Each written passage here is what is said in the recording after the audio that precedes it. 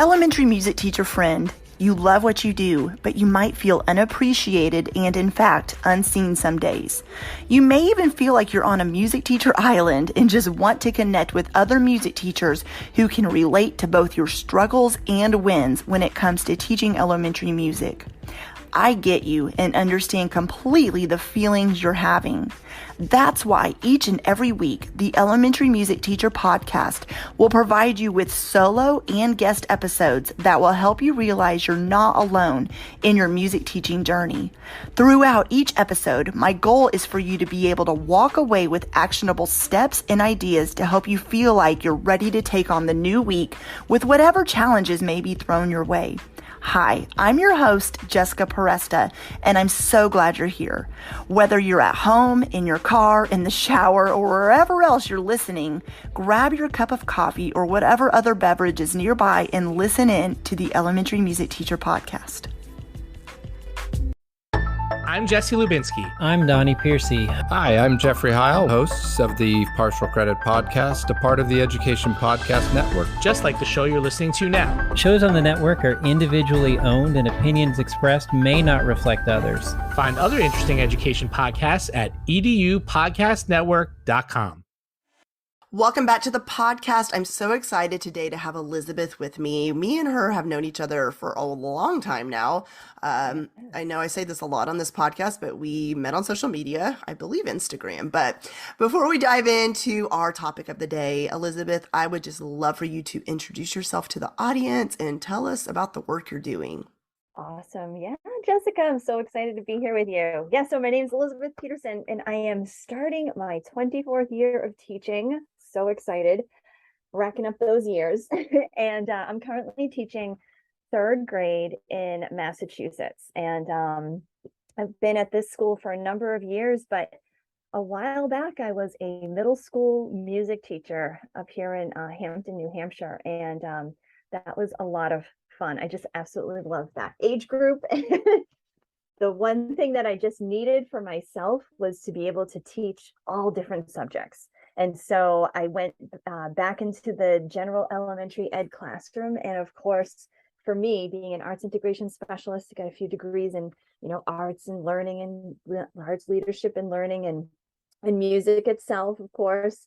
And what my goal in teaching has always been was to integrate music into whatever it was I ended up doing. And when I was a music teacher, I was integrating other content into the music classroom. And once I started with that was like my entryway to the whole world of arts integration was, of course, utilizing music, because that is my first passion as far as the arts go. And then I was just able to expand on that. And it just led to so many great opportunities, not just for my students, but also for me. So I'm a huge proponent in teachers being able to do things that not only are great for their kids, but great for themselves as well. And to really make sure that the professional development that they get is teacher centered, so that their classrooms can be student centered. And I think if we do our due diligence as teachers and as consultants and and administrators to really make sure that the teachers are inspired, then we can then be inspiring to our students. So that's where I'm coming from. I love it. I love it. And for years and years, you put on an arts integration conference, which is amazing. And so, yeah, you did that for how long? Like a long time. Yeah. I mean, I've been teaching workshops in arts integration. I'm going into my 16th year of that. Wow. But I was doing face-to-face retreats for about 12 years. Wow. And then, of course, the last couple of years they became virtual.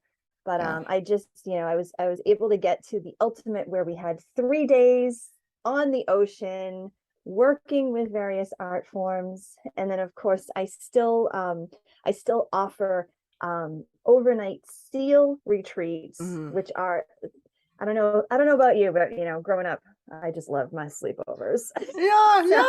This is like the ultimate sleepover for teachers, and we do an overnight and just dive into all these ideas of how the arts so naturally integrate into social emotional learning. And those are open up to, groups and staffs who just really need that relationship building for themselves, along with great strategies they can use in their classroom. Love it. Oh my gosh.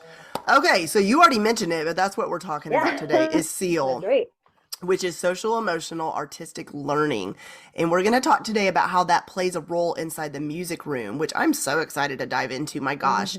Some teachers listening to this are familiar with at least the term of SEAL. They've heard about it. Sometimes there's those buzzwords you hear thrown around, but you're like, what exactly is that? And some are already doing it, but I want to dive into all of it. So let's just start with, for those who maybe aren't as familiar with it, what is social emotional artistic learning?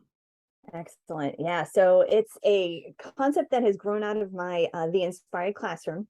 And it takes the best of what arts integration is and couples it with the social emotional competencies of self-awareness, self-management, social awareness, relationship building, and responsible decision making.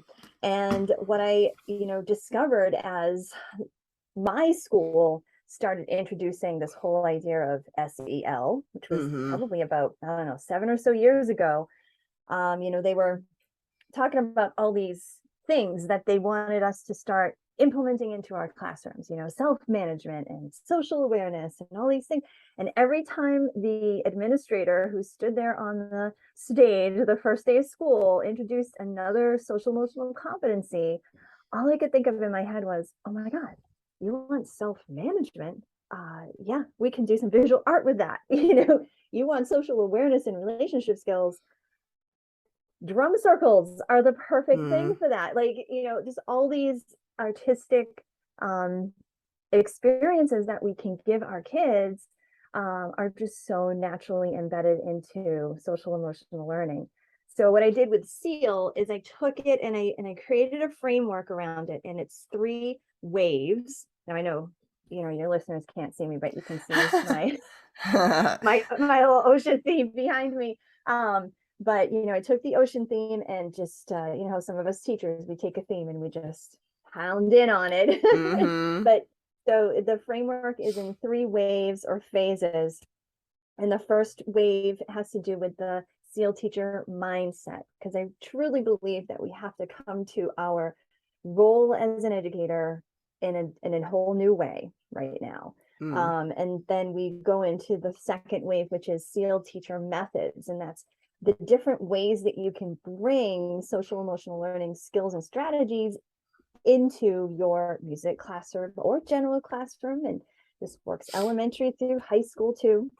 And then the third wave is when we really dig into the integrations. For SEAL, we focus in on visual art, music, dance, and drama, and how all 4 of those major art forms really integrate with each one of the 5 social emotional competencies. And the possibilities from there are just endless. Truly endless. Yeah. Yeah, that's awesome. Yeah, you were talking about that, and when you were talking about just drum circles, one of the examples you mentioned, and it made me just think back to the fact that I don't even think administrators sometimes, and this is not every one of them, but sometimes teachers and administrators are not aware of what really does go on in a music room. They know music making is happening, of course, but they don't understand, like you said, the social emotional learning that's happening in all the group work and the cooperation and the team building that's going on in the music room, in my opinion, and art more than anywhere else in the school building. And so I love that now you're a classroom teacher and you're like, listen, I've been there. I understand what's really going on in there. And you're able to help teachers with understanding that, and not just understanding it, but bringing the arts into their classrooms, which I think is so awesome. So yeah, exactly. And you're right. People will walk by the music room and go, oh, isn't that nice? They're learning a new song. Yeah. Dude, no, there's so much more going on. Yes, exactly. Yeah, so much more. Yeah, and sometimes it's chaotic, which I think is the best learning taking place when it's just so loud in there and people are like, how do you do it every day? Because I don't know, as a music teacher, I remember not hearing, of course I heard the noise, but I wasn't just focused on the noise, the loudness.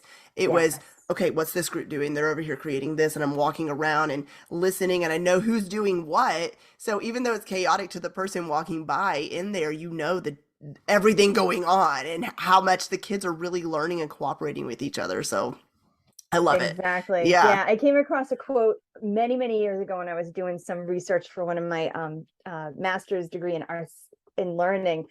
And it was just perfect. It was something like a really good classroom should sound like a really good cocktail party. Ooh, that's so fun. Yes, that is so true. So Yeah. totally get it. Okay, so you did a great job of explaining what SEAL is, and I love that. I love how you reframe that to include the A. So, Yes. what are some strategies for music teachers who want to, or general education teachers who want to incorporate it more into their classrooms? I was thinking about, what could music teachers really hone in on in terms of integrating some of these social emotional concepts into their classroom. So let's focus on the percussion circles for a minute, or drum circles, and then we can talk about like listening to music, which I think is such a huge way to really dig into social emotional skills. So drum circles, or, for classroom teachers, it might not be drums, it could be percussion circles too, or body percussion circles. But just the idea of a drum circle is truly just the ultimate in social awareness and in building relationships. And some of the things that you've already said, there's this aspect of teamwork and all this stuff, but there's, the kids are sitting there, they're part of a group, they're part of something, but they also have to pay attention to what's going on, and they have to pay attention to the people who are in that group.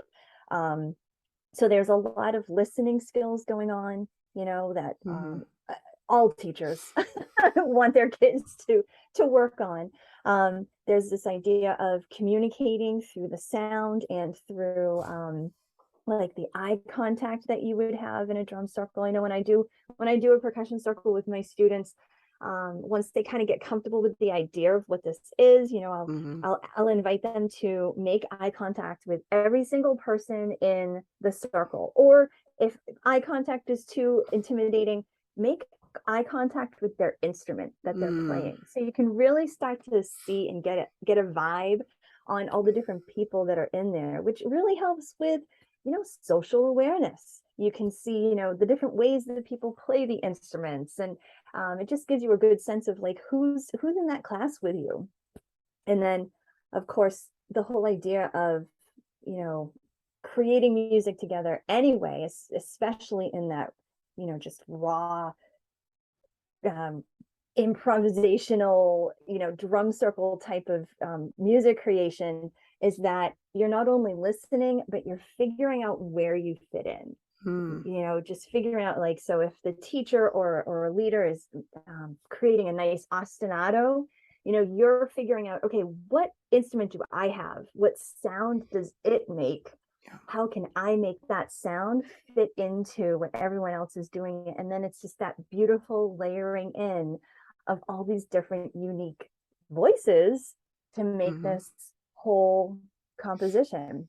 And I think when you start to, the key to, some really good SEAL teaching is being explicit with the social emotional aspects. So explaining that to the kids as they're working through this process of creating music with one another through a drum circle is just as important. And I think we're at the point where we really do just need to be explicit and tell the kids, making eye contact, even with just their instrument, you are making a really huge connection with that person, and you're understanding them a little bit more, even if you can't put that into words, which is, another aspect of what we learn through our music classes. Right. So much going on in a drum circle. Yeah.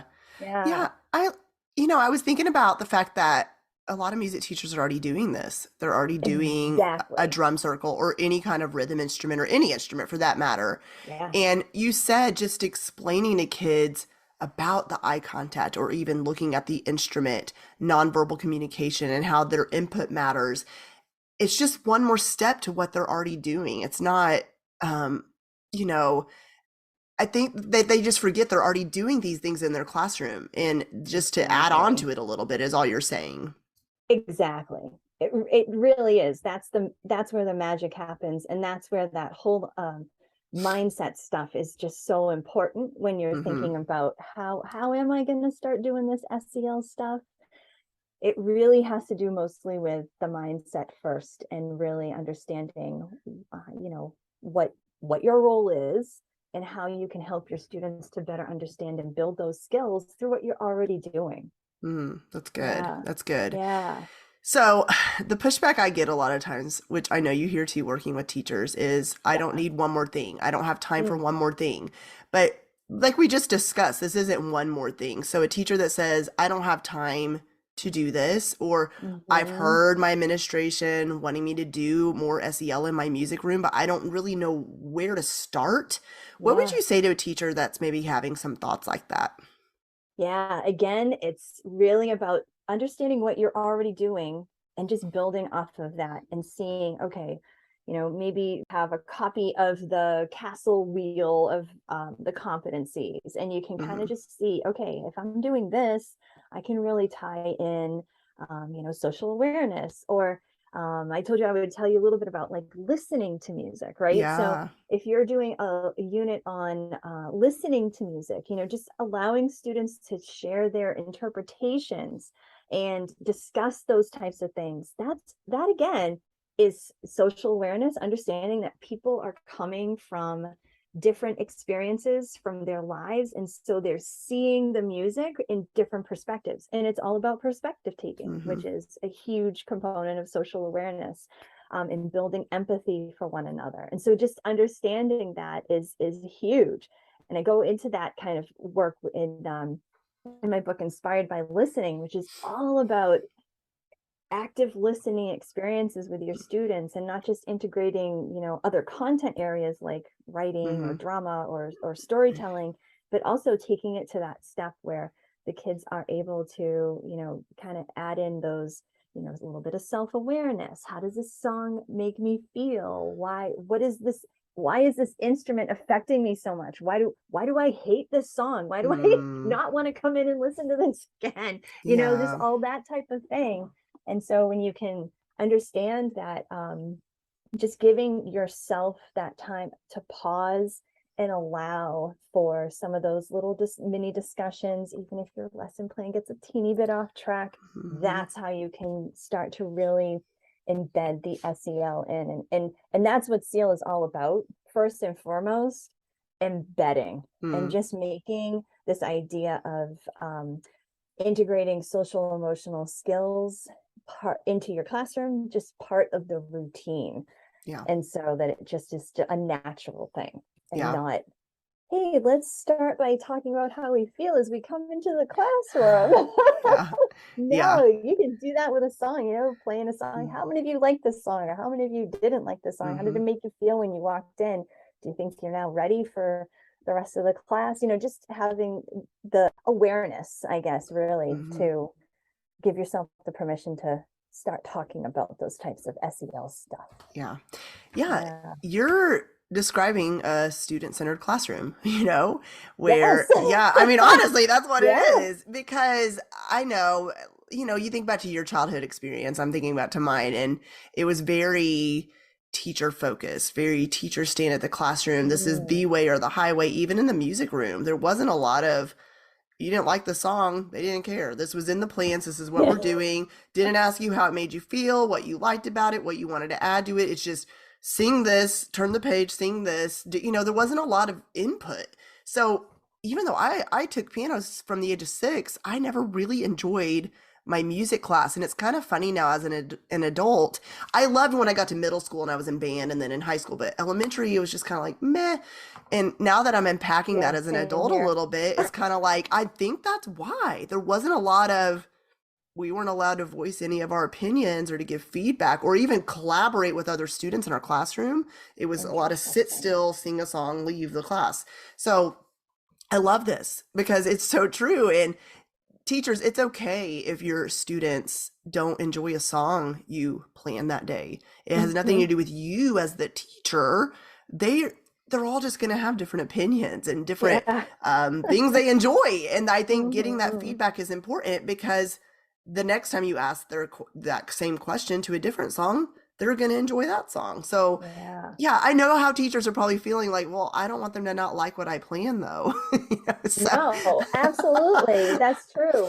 But when you start to invite them into, the lesson, the content that you're teaching, then maybe they just get a little bit more invested and maybe they're willing to take a little risk, always being respectful, right? You obviously, teaching with an SEL lens doesn't mean kids have the run of the mill, right? Right. What it really means is you're providing this safe learning environment, which so many music teachers just naturally do. Let's face the facts, right? But you're providing this safe learning environment where kids can come in and feel at ease to start learning about whatever the concept is that you have for them for that day. And so I think that is a huge piece of understanding how SEL really fits into any teacher's role. It's just being able to bridge them coming from another classroom or coming from home, being able to be there for your class. And there may be things that you have to do to kind of ease them in. And if playing a song as they're coming in and then asking their opinion of it and validating their opinion, as long as they're being respectful, that's one little way that you can do that. Love it. So is there anything we didn't touch on about the conversation of SEAL that you want to share with the listeners today? There's so much to SEAL in terms of, all the different strategies and things that you can do. But I think that starting with that mindset is really key for all teachers. Yeah, and understanding, as a music teacher, you have such an amazing role in your classroom because you get to do things that so many other teachers just don't get to do, and you get to also have this outreach to the community that many other teachers don't have as well. And so being able to really harness that and utilize it. And I know that so many of the listeners know this about themselves, know this about their role Absolutely. as a music teacher, and just really taking advantage of that and being able to, be proactive with some of the things that they want to do for their students and maybe even for their families and the community at large. It just puts you at such an advantage in your school. Don't be afraid to kind of toot your horn, even if it's tooting the horn of music education and the benefits and all the amazing things that come out of the music class. Absolutely. I'm sure that so many people are like, yeah, my classroom's like the furthest away. My classroom was like behind the cafeteria where no one could get distracted and feel so like distanced from everybody else. So sometimes, making that effort to advocate for yourself and then make connections to other teachers as well. Absolutely. Advocate for yourself. So many things. Oh, yeah. And then there's so many collaboration opportunities with other teachers as well, where I think sometimes, like my sister is a teacher and not a music teacher, but, we've had conversations about this where music teachers feel like a lot of teachers don't understand what they're doing and you don't feel like they support you. But she said sometimes she said if a music teacher asked me to work, her music teacher, to work hand in hand and to do like collaborate on something together or wants help with something, she's like, I would say yes. She's like, but sometimes we as music teachers, I think, don't ask because we just have sometimes, and I'm not saying the mindset is not real. Sometimes there are those teachers that, they want to keep things separate. But I think once you form relationships with the teachers that you work with, the ones that you could collaborate with or share ideas with, and, you know, maybe do some cross-curricular stuff where what you're doing in the music room, they're doing in their classrooms. Find at least maybe one teacher to start with. Like, you know, that teacher you're already probably thinking of. Maybe it is even the art teacher. And I think start with that, because I think, and I know for me, if I felt stuck in an area and was kind of like, I don't know how to do whatever, even if it wasn't the same content area, I would find that teacher mentor that would really be able to give me some ideas, be like, oh, that's a good idea. So would you suggest that, you know, maybe there's a teacher in the building that is doing a great job implementing SEL into their classroom, and would you suggest, you know, the music teacher finding that teacher to ask questions to, or maybe to collaborate with? Yeah, I mean, if they feel comfortable, absolutely, Mm-hmm. absolutely. And it, you know, if there isn't that person in the school that you Mm-hmm. really feel that connection with, there's so many ways to connect on social media. You know, Right. there's a Facebook group for that. There's so many great connections to be made. And I find that a lot of teachers really thrive by getting that support and encouragement online if they can't Absolutely. find it in their school. Yeah, I love that, because it's true. Everybody's not going to have that person or persons in their school building, but social media is so great that that's a thing now, because I mean, it just is, because you can always find your people somewhere. So I love that. We Well, found each other. I know, right? And that's why, yeah, I've connected with so many amazing educators online. And so it is so true. And, you know, Yes. just reaching out, if you see someone doing something cool that you're like, ooh, I kind of like the way they're doing that, or look at the way they're doing it, or reach out to Elizabeth. You know, I'm sure your inbox is Yes, flooded, please. but like, what's the worst, you know, like, just ask questions. Yeah. You never know. Or be able to point you in a direction where you'll be able to get help. Tell everybody where they can connect with you, because I know they're going to have questions after this episode or want to find out more about your work. So let everybody know where they can connect with you. Awesome. Yeah. So my main website is theinspiredclassroom.com, and I'm on Instagram, Facebook, and YouTube, same handle, The Inspired Classroom. And then if people want to just really dive right into SEAL, you can get there from all of those venues, but you can also hit teachseal.com. And on that page, I've got all kinds of free resources, ideas, strategies. I get a good free workshop. You can see the options for the online SEAL courses that I have. And so that's like the hub of SEAL. So teachseal.com. Awesome.